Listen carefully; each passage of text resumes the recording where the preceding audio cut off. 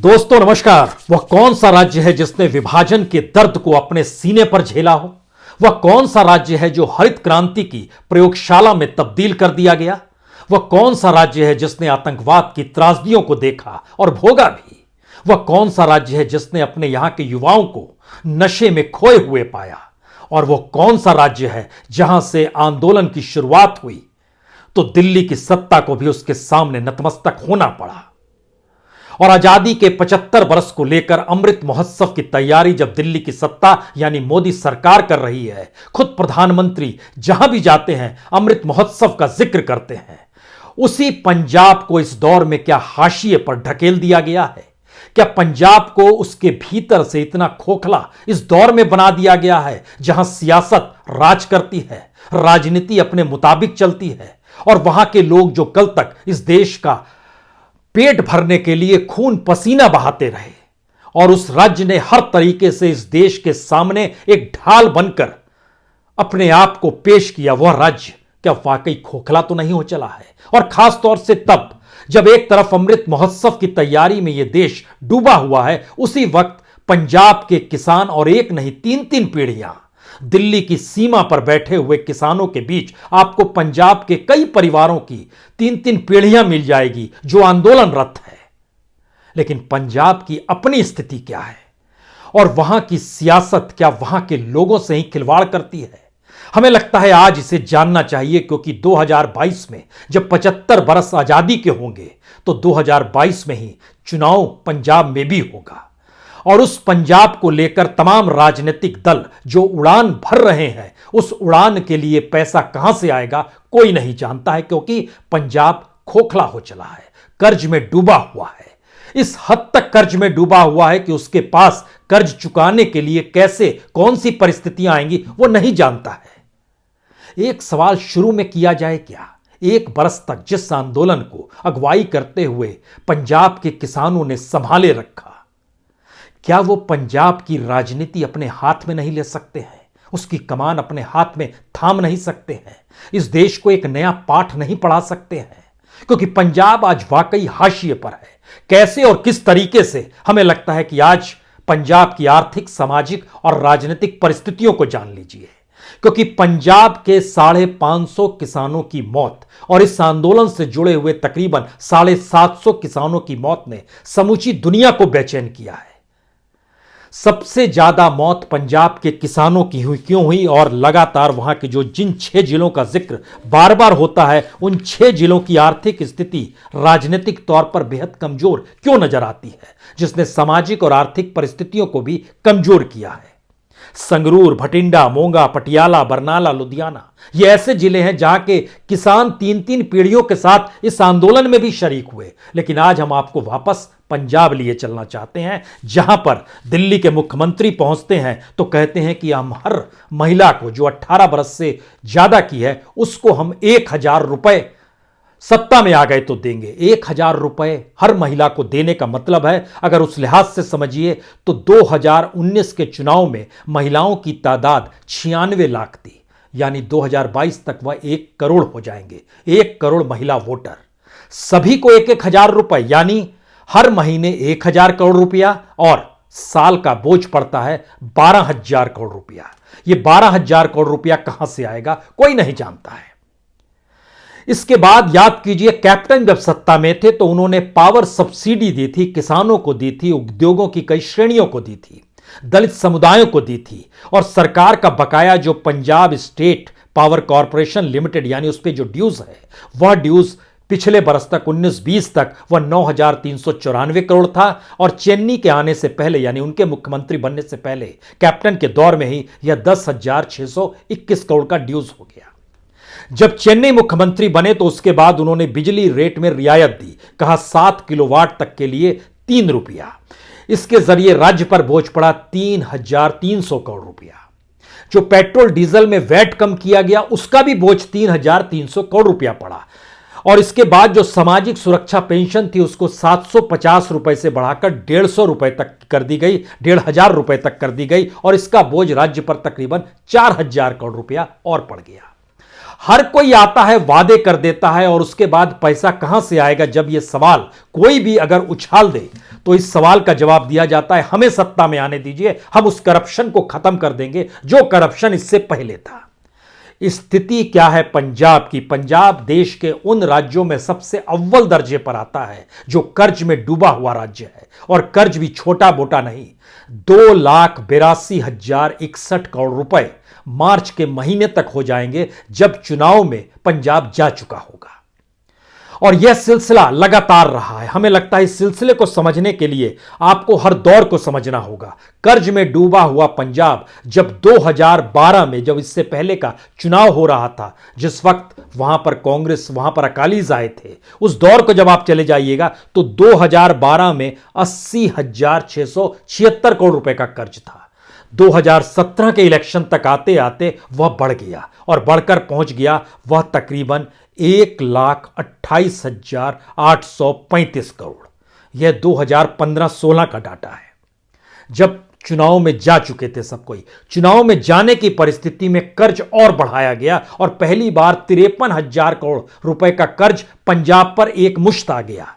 तो 2017 का चुनाव, यानी पिछला चुनाव जब हो रहा था, उस समय कर्ज जो था पंजाब पर वह 1,82,000 करोड़ का था, और आज की तारीख में 2,82,000 करोड़ रुपया। अगर आप औसत भी निकालिएगा इन 10 सालों का, तो हर साल जो है 20,000 करोड़ रुपए का लगातार बढ़ते चला जाता है कर्ज। तो इसमें आप पैसा लाते कहां से हैं? सवाल इतना भर नहीं है। पंजाब को लेकर राजनीतिक भूमि और पंजाब को लेकर कृषक भूमि और वहां पर हरित क्रांति का प्रयोग जो भी किया गया, उसका असर किसानों पर ही पड़ा।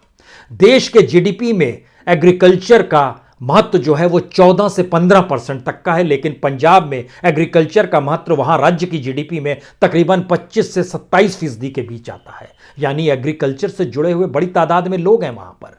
लेकिन वहां के डाटा क्या बतलाते हैं? अगर खोखला कर दिया गया है तो सच यह है कि वहां पर जन्म लेने वाला हर बच्चा कर्ज के साथ पैदा होता है, और उस पर कर्ज लगभग 84,000 रुपए का होता है। यह है पंजाब की आर्थिक मालिक की स्थिति। उसकी इस आर्थिक माली स्थिति का सच यह है कि रेवेन्यू जो है वह आएगा 88,000 करोड़ रुपए, और एक्सपेंस जो खर्च करेंगे वह कर देंगे लगभग 1,55,000 करोड़ रुपए। कहां से पैसा लाएंगे? कौन ऐलान कर रहा है? इतनी स्थिति बिगड़ी हुई किसी राज्य की क्यों नहीं है जो पंजाब की है। और इस विभत्स स्थिति का सच यह है कि जो आपको सैलरी में पैसा देना पड़ता है, पेंशन में देना पड़ता है, रिटायरमेंट बेनिफिट होते हैं या वेजेस होते हैं, यही सिर्फ 31,000 करोड़ रुपया है। यह पैसा ना रहे तो सरकार धराशायी हो जाए, और वसूली जनता से करनी है टैक्स के जरिए। यह टैक्स अलग अलग माध्यमों से आएगा, और यह टैक्स कुल मिला के जनता जो देती है वह 68,000 करोड़ रुपए देती है। यानी इसके अलावे पंजाब की कोई कमाई ही नहीं है। दोबारा लौटिए किसानों पर और समझने की स्थिति में आइए। पंजाब में जब हरित क्रांति की गई, उसकी जमीन जो थी वह बेहद उपजाऊ थी, लेकिन उस जमीन के साथ वहां पर शानदार बीज दिए गए, वहां पर पेस्टिसाइड युक्त खाद डाला गया, और वहां पर पानी की खपत बढ़ती चली गई। इस तेजी से वहां पर पानी की खपत बढ़ी और पेस्टिसाइड बढ़ा कि जमीन आज की तारीख में वहां पर मिट्टी की उपयोगिता खत्म हो गई है। कोई भी खाद डालिए, अब वो आने वाले वक्त में वो परिस्थितियां नहीं बचेंगी जहां पर अनाज उतना पैदा हो सके। लेकिन फिर भी पंजाब का किसान देश के दूसरे राज्यों की किसान की तुलना में रईस है। इसके ढोल खूब पीटे जाते हैं, लेकिन एक सच यह भी है, जिस हरित क्रांति के भरोसे पंजाब की जमीन ने इस देश के भीतर में दुनिया भर से आने वाले चावल और गेहूं को रोक दिया, वही पंजाब आज की परिस्थितियों में मोहताज हो चला है अपने भोजन को लेकर। क्या राजनीति इस दिशा में देखती है या नहीं देखती? हमारे पास कुछ ऑफिशियल डॉक्यूमेंट्स हैं। हमें लगता है कि आज इसे समझने की जरूरत इसलिए आन पड़ी है क्योंकि खुद अपने भीतर पंजाब ने हर उस परिस्थिति को देख लिया। तकरीबन जिनके पास जमीन है, जो रजिस्ट्रेशन है गवर्नमेंट ऑफ पंजाब के पास, 10,93,000 किसानों के पास जमीन है वहां पर जो रजिस्ट्रेशन कराए हुए हैं। इन 10,93,000 में से 9,39,980 किसान जो हैं वह कर्ज में डूबे हुए हैं। यह वो पंजाब है जिनके पास जमीन है, पर एकड़ उनका जो कर्ज है प्रति एकड़ लगभग 1,16,000 का है, और जो ठेके पर खेती करते हैं उनके ऊपर जो कर्ज है वो तकरीबन 71,000 रुपए का है। इतना ही नहीं, पंजाब के भीतर में जो गरीब से गरीब जो अंत्योदय आता है वह भी किसान ही है। उसमें लगभग 52,800 कार्ड, अंत्योदय कार्ड उन लोगों, उन किसानों के पास हैं जो बेहद गरीब हैं, और जो बीपीएल से भी बुरी हालत में खेत मजदूर हैं उनकी तादाद लगभग 49,700 है।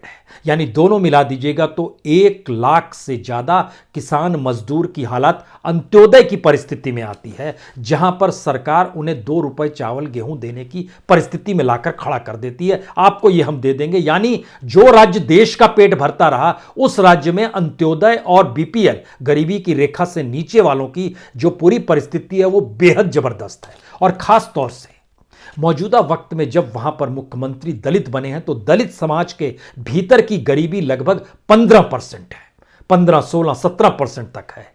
ओबीसी की जो गरीबी है वह गरीबी उसकी तुलना में कम जरूर है, लेकिन वह भी लगभग 8 से 10% के बीच में है। और जानकारी आती है कि इस दौर में गवर्नमेंट अपने डाटा को ठीक नहीं करती, क्योंकि वह भी 16% तक चली जा रही है, और जो अदर्स है वो कम है, वो 3 से 4% है। सवाल सिर्फ इतना भर नहीं है। जो खालीपन है पंजाब के भीतर का, उसकी दूसरा सच यह है कि पंजाब से सबसे ज्यादा चावल और गेहूं सरकार खरीदती रही, यह भी ठीक है। देश के दूसरे राज्यों की तुलना में वहीं पर एमएसपी पर सबसे ज्यादा गेहूं और चावल की खरीद हुई, लेकिन जो देश भर में जितने भी लोगों से खरीदा गया उसकी तुलना में पंजाब में जैसे ही आप आएंगे, गेहूं की तुलना अगर औसत निकालते हैं तो 50 लाख किसानों से एमएसपी पर गेहूं सरकार खरीदती है। उसमें से तकरीबन जो पंजाब के किसान आते हैं वह तकरीबन 8 लाख निकल कर आते हैं। जो चावल खरीदा जाता है, यानी जो धान खरीदा जाता है, वो देश भर में लगभग 1.25 करोड़ किसानों से लिया जाता है। उसमें लगभग 11 लाख पंजाब के किसान आते हैं। पंजाब के किसान में 12 लाख किसान सीधे जमीन से जुड़े हैं। ठेके पर करने वालों की तादाद लगभग 6 लाख है, यानी कुल मिला के 18 लाख परिवार जो वहां पर है वो पूरी तरीके से खेती पर ही निर्भर है। इसमें से जिनके पास जमीन जो 5 एकड़ से भी कम की जमीन है, उनकी तादाद जो है तकरीबन 10.5 लाख है किसान, 5 एकड़ से कम की। इसी लिहाज से करते चले जाइएगा तो और कम की परिस्थिति और ज़्यादा बिगड़ती चली जाती है। मसलन 1 हेक्टेयर से कम जमीन वाले जो किसान परिवार हैं उनकी संख्या तकरीबन 2.5 लाख है। 1 से 2 हेक्टेयर के बीच में जिनके पास जमीन है, जो किसान है, वह तकरीबन 1,83,000 किसान है। 2 हेक्टेयर से 4 हेक्टेयर के बीच में जिनके पास जमीन है उनकी तादाद तकरीबन 2.5 लाख है। इसी तरीके से बढ़ता चला जाता है, और 10 हेक्टेयर से ज्यादा तादाद बहुत कम है, लेकिन हर कोई कर्ज में डूबा हुआ है, यानी स्थिति इतनी नाजुक है। अगला सवाल यह है कि जो किसान सम्मान निधि जो सरकार देती है उसके दायरे में भी पंजाब के तकरीबन सरकार कहती है 23 लाख किसान आते हैं, लेकिन जब हमने डाटा निकालना शुरू किया तो पता चला कि जो 8वीं और 9वीं किस्त का भी जिक्र प्रधानमंत्री करते हैं वह भी तकरीबन 6 से 8 लाख किसानों को नहीं मिल पाई है। वह भी डाटा निकल जाता है, कभी 15 लाख, कभी 17 लाख तक आता है, उससे ज़्यादा पर वो नहीं आगे बढ़ पाता है। यानी वह पैसा भी पंजाब के सभी किसानों तक नहीं पहुंच पाता है, जो कोई मायने नहीं रखता है। हर महीने 500 रुपए इस लिहाज से समझिए, क्योंकि साल में 6,000 रुपए। अगला सवाल यह है कि पंजाब को राजनीतिक तौर पर जब इतना कंगाल बना दिया गया और आर्थिक परिस्थितियां उसकी नाजुक हो चली है, तो यह परिस्थितियों को उबारने के लिए किसान दिल्ली की चौखट पर क्यों बैठा है? इसलिए बैठा है क्योंकि वो जानता है कि पंजाब की जमीन अब उस रूप में उपज देने की स्थिति में नहीं है। वो जानता रहा कि एक सिस्टमेटिक एस्पेक्ट चल रहा था, जहां पर मंडियां थी, जहां पर सरकार द्वारा फ्री में मिलने वाली बिजली थी, उसके बाद पानी था। लेकिन वहां का एक अध्ययन बड़ा शानदार है जो इसके बारे में हर किसी को जानना चाहिए, क्योंकि ग्रीन रेवोल्यूशन ने गुणवत्ता बीज दिए, खाद और विनाशक तत्व दे दिए, पानी खूब दिया, भूजल धीरे धीरे गिरता चला गया, और गिरते गिरते स्थिति यह है कि आज की तारीख में सिंचाई जो ट्यूबवेल से करनी पड़ती है, तो ट्यूबवेल से ही ज्यादा 90% सिंचाई ट्यूबवेल से होती है, और उस ट्यूबवेल को चलाने के लिए डीजल चाहिए। एग्रीकल्चर कॉस्टली हो गया, उपज उसकी कॉस्टली हो गई, क्योंकि डीजल इस दौर में 100 रुपए पार हो गया। लेकिन अगला सवाल यह है कि किसानों को गेहूं और चावल से इतर क्यों नहीं दूसरी दिशा में ले जाया गया? कोई नियम ही नहीं बना कि अगर वो किसी दूसरी फसल को उपजाएगा तो उस फसल को उपजाने के लिए कोई खरीद भी होगी। एक किसान ने जानकारी दी कि उसने सोचा कि वह सरसों उगाए। तो सरसों जब उसने उगाया तो प्रति क्विंटल सरसों जो उसका बिक रहा था वह 2,000 रुपए बिक गया। और 1 क्विंटल में 45 किलो तेल निकलता है। 45 किलो तेल में अगर आप 150 रुपए किलो के हिसाब से भी तेल लें, जो कि बढ़ गया है, लेकिन 150 रुपए ले तो 150 लिहाज से 6,750 रुपए होते हैं उस 45 किलो तेल के। 6,750 रुपए में से 2,000 रुपए में उसने सरसों लिया, किसान को उतना ही मिला। बाकी 4,750 रुपए जो थे वह उस व्यक्ति को मिल गए जो तेल निकालकर बाजार में बेचेगा। उससे जब हमने खर्चे का हिसाब लिया तो उसने बोला कि प्रति क्विंटल के हिसाब से जो तेल निकाला उसको लाभ तकरीबन 4,000 रुपए का होता है। यानी किसान सरसों उपजाए 2,000 रुपया में, वो अलग है उसकी कीमत जो उपजाने में लगे, लेकिन 4,500 रुपए में जो उपजाते हैं उसको लाभ मिल जाता है, जो लेकर आए और तेल बाजार में बेचना शुरू कर दे। यह एक स्थिति थी। लेकिन हरित क्रांति के बाद जब जय जवान जय किसान का नारा दिया गया तो उसमें पंजाब का किसान ही सबसे आगे था। और 1970-71 में लगभग 3.9 यानी 4 लाख हेक्टेयर से कम की भूमि जो थी उस पर धान उपजाया जाता था, और आज की तारीख में वह तकरीबन 31 लाख हेक्टेयर हो गई है। यानी कितना, 5 दशक में लगभग 8 गुना बढ़ गया। जब आप धान उपजाते हैं तो जमीन के नीचे की और भूजल जो होता है उसका उपयोग होता है, और भूजल धीरे धीरे नीचे चला जाता है। और इस दौर की परिस्थिति होते होते कई जिलों में जमीन के नीचे पानी 100 फीट नीचे पानी है, 80 फीट, 100 फीट, 150 फीट। इस स्थिति में भूजल वहां पर आ चुका है। यानी सिर्फ सरकारें जो होती हैं वो धान नहीं खरीदती है, वह भूजल खरीद ले जाती है उन इलाकों से, क्योंकि अल्टरनेटिव एग्रीकल्चर की दिशा में सोचा ही नहीं गया।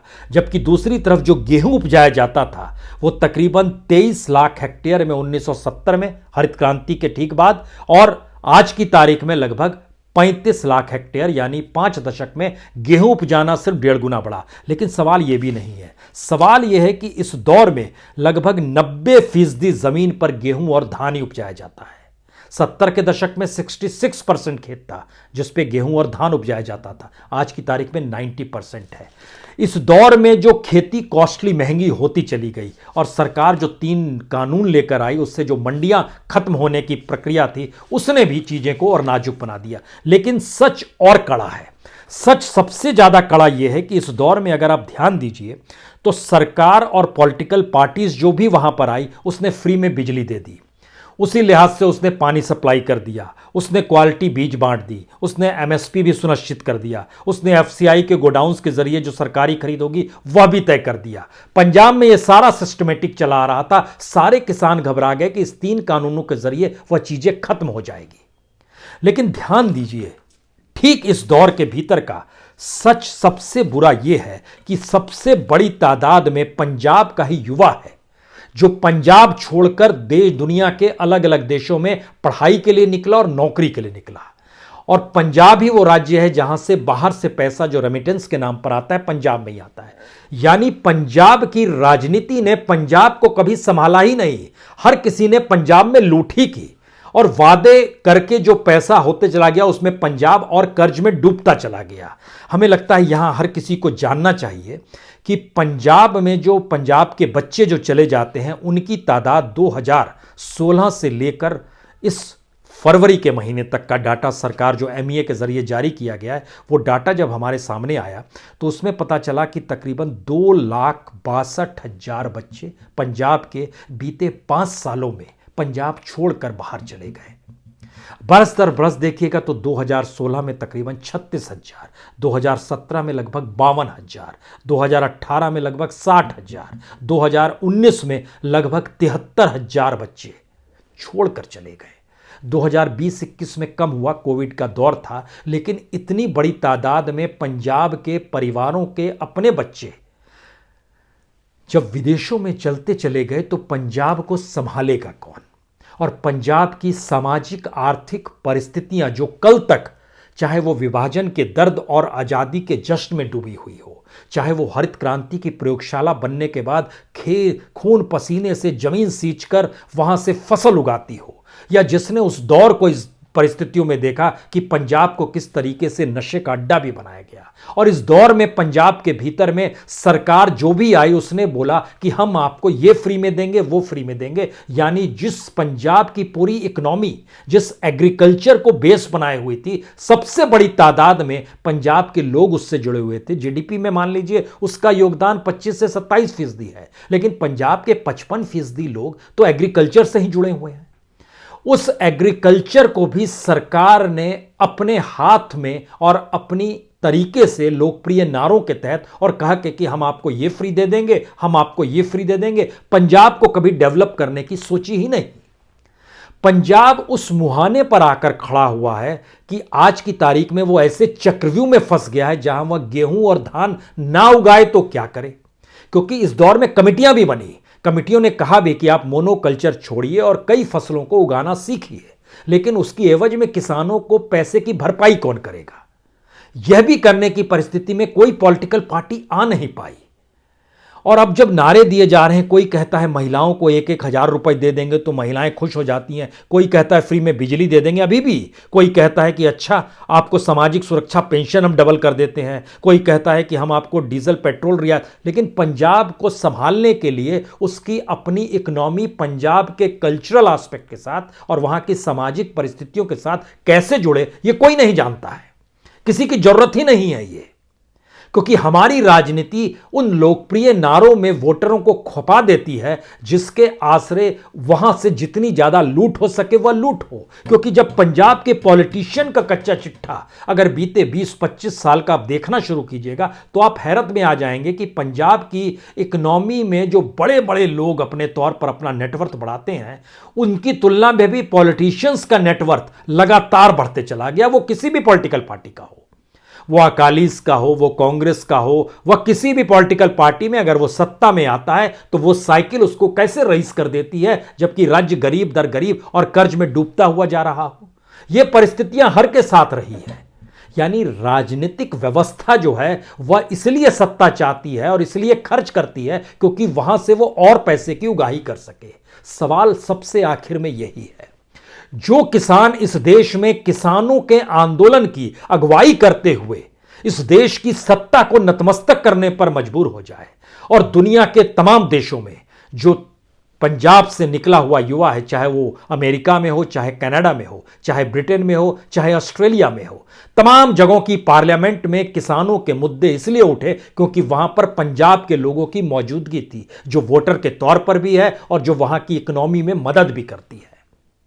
अगर वह दबाव इस रूप में अंतर्राष्ट्रीय तौर पर बना सकते हैं तो देश के भीतर में वही किसान अपने ही राज्य को लेकर अपने हाथ में कमान क्यों नहीं लेना चाहता है? वह उन राजनीतिक गलियारों में क्यों गुम हो जाता है जो राजनीतिक गलियारे कहते हैं ये फ्री में दे देंगे, वो फ्री में दे देंगे। लेकिन आने वाले वक्त में पंजाब की अगली पीढ़ी, जो तीसरी पीढ़ी आंदोलन में बच्चे के तौर पर नजर आ रही थी, वो बच्चे क्या सोचेंगे? कैसे इस दौर में पंजाब को खत्म कर दिया गया? और पंजाब का इतिहास जब हर कोई देखेगा तो जरूर जानेगा विभाजन के दर्द के दंश को किसी ने झेला है तो पंजाब ने झेला है।